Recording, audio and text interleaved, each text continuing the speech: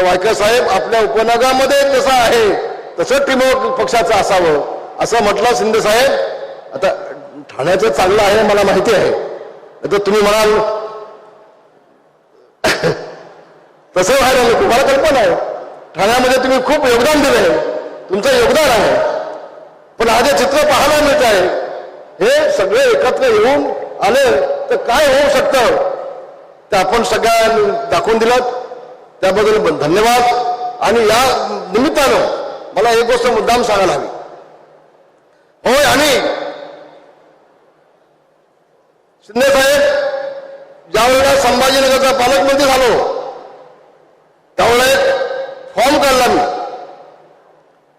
तिथल्या कमिशनरला बोलवून घेतला आणि या आत्महत्या थांबवण्यासाठी काय केलं पाहिजे म्हणून जिल्हाधिकारी कमिशनर यांना बोलवून घेतलं, त्यांच्याकडून सूचना घेतल्या आणि मी एक फॉर्म काढला। त्या फॉर्ममध्ये मी 14 मुद्दे घेतले होते।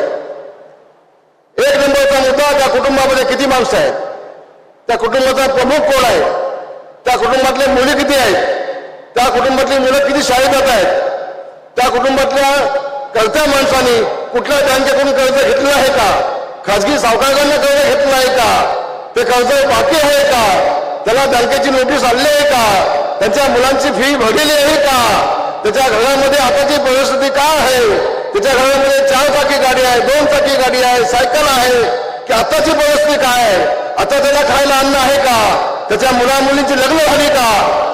बांधवानो भगिनीनो 14 मुद्दे काढले आणि या माध्यमातून 8 दिवसामध्ये त्या गावाची कमिटी केली शिंदे साहेब।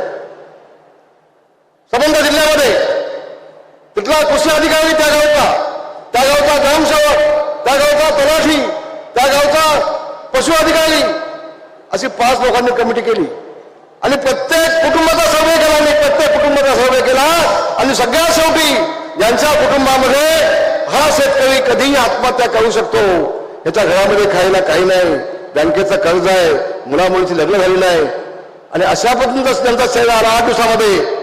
त्या सगळ्या कुटुंबाला सगळी मदत,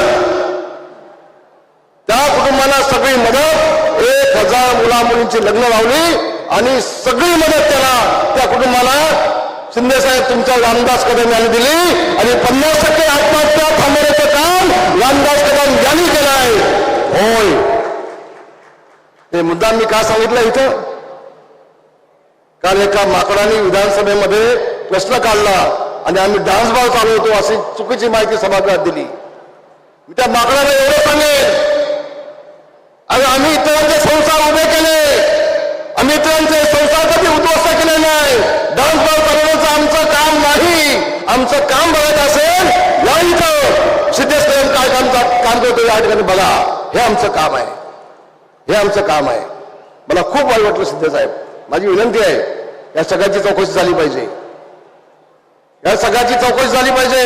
विधिमंडळामध्ये खोटे चुकीचे नियम दाखवून, खोटे आरोप करून एखाद्याची बदनामी होणार असेल तर त्याची चौकशी झाली पाहिजे, दूध का दूध पाणी का पाणी झाली पाहिजे अशी तुम्हाला मी माझी मुख्यमंत्र्यांना माझी विनंती आहे। आणि म्हणून पुन्हा एकदा सिद्धेश तुम्हाला सगळ्यांना खूप धन्यवाद देईन, तुमच्या सगळ्यांचे मनापासून आभार मानेन आणि असेच कार्यक्रम घेत जा। जनसेवा हीच सेवा, या माध्यमातून जनतेची सेवा आपल्याकडून झाली पाहिजे आणि एवढं सांगेन, शैक्षणिक विकास म्हणजे सर्वांगीण विकास। या माध्यमातून आपण शैक्षणिक बाबतीमध्ये स्वतः लक्ष घालताय, खूप खूप धन्यवाद, खूप खूप आभार, तुला डबल शाबासकी। मी माझी पाठ थोपटून घेतोय असं बाकीच्या लोकांना वाटतं कामा नये, पण तुमच्या सगळ्या पदाधिकाऱ्यांना देखील मनापासून धन्यवाद। जय हिंद, जय भीम, जय महाराष्ट्र। आता मात्र खऱ्या अर्थाने ज्यांच्या शब्दांमधून महाराष्ट्राला प्रेरणा मिळते, आज त्या व्यक्तिमत्वाचं आपल्यासोबत इथे येणं झालेलं आहे।